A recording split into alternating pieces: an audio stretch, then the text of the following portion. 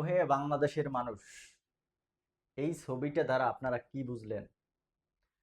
এখানে ছাত্রদলের সভাপতি রাকিব ভাই তিনি বলছেন সাদিক কায়েম ভাইকে যে নির্বাচন শেষ, আমরা এখন নিরপেক্ষ।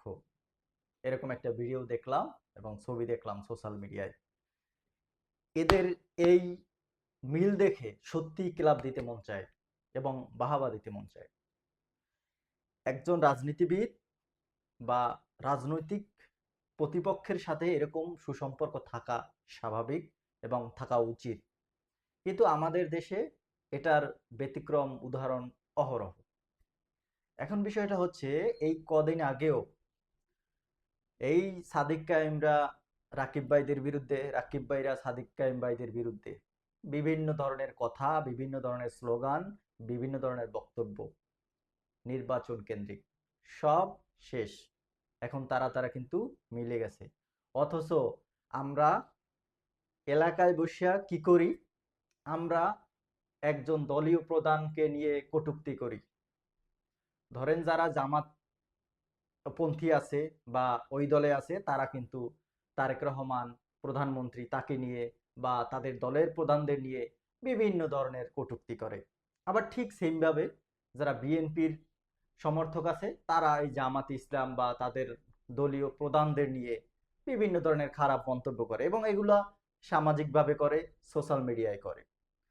তাতে কি হয়? তারা নিজেরা ওই যে এলাকা ভিত্তিক যে দুই পক্ষ থাকে, তারা কিন্তু প্রচুর পরিমাণে মানে খারাপ একটা পরিস্থিতি তৈরি করে ফেলে এবং নিজেদের ভিতরে, ভাই ব্রাদারের ভিতরে সম্পর্ক খারাপ করে ফেলে। অথচ দেখেন, এরা কিন্তু আপন ভাই ব্রাদার না, চাচাতো এরকমও না, দুঃসম্পর্কেও না। তারা কিন্তু দুই রাজনৈতিক দলের দুই নেতা, তারা কিন্তু ঠিকই ভালো সম্পর্ক রাখে। অথচ আমরা কিন্তু এটা বুঝতে পারি না। আমরা সকাল হলেই তারেক রহমান প্রধানমন্ত্রী যিনি এখন, তাকে নিয়ে একটা খারাপ কথা বললে স্ট্যাটাস দিয়ে শুরু করে দেয়। আবার ওদিকে ডাক্তার শফিকুর রহমানকে, বিরোধী দলীয় নেতা, তাকে নিয়ে মানে খারাপ মন্তব্য দিয়ে আমরা সকাল শুরু করি। এই করে আমরা আমাদের নিজেদের ভিতরে পরিবেশ খারাপ করে রাখি, নিজেরা মারামারি কাটাকাটি করি, নিজেদের সামাজিকভাবে চলাফেরা এগুলার একটা প্রতিবন্ধকতা তৈরি করি, খারাপ কথা বললা গালিগালাজ করি নিজেদের ভিতরে ভাই।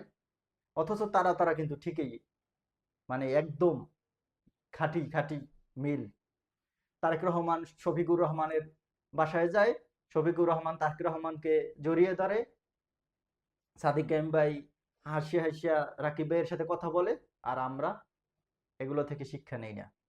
এইগুলো থেকেই আমাদের শিক্ষা নেওয়া উচিত ভাই। রাজনীতি করলে যদি, যে রাজনীতি করে আমরা যদি আমাদের সংসার চালাতে পারি, যে রাজনীতি করে আমরা যদি আমাদের সোশ্যাল স্ট্যাটাস চেঞ্জ করতে পারি, মান সম্মান মর্যাদা যদি আমরা বৃদ্ধি করতে পারি, সেরকম রাজনীতি করা উচিত। অথচ যদি এর নেগেটিভ করে শুধু আমরা দ্বন্দ্বের বেলায় আমরা শুধু রাজনীতি করি, আমরা একটা কেওয়াজ সৃষ্টি করে রাজনীতি করি, তাতে কি লাভ আসে যায়? বরঞ্চ আমাদের অর্থনৈতিক সামাজিক চলাচলে অনেক সমস্যার সৃষ্টি করে। সুতরাং এই ছবিটা দেখে আমাদের শেখা উচিত।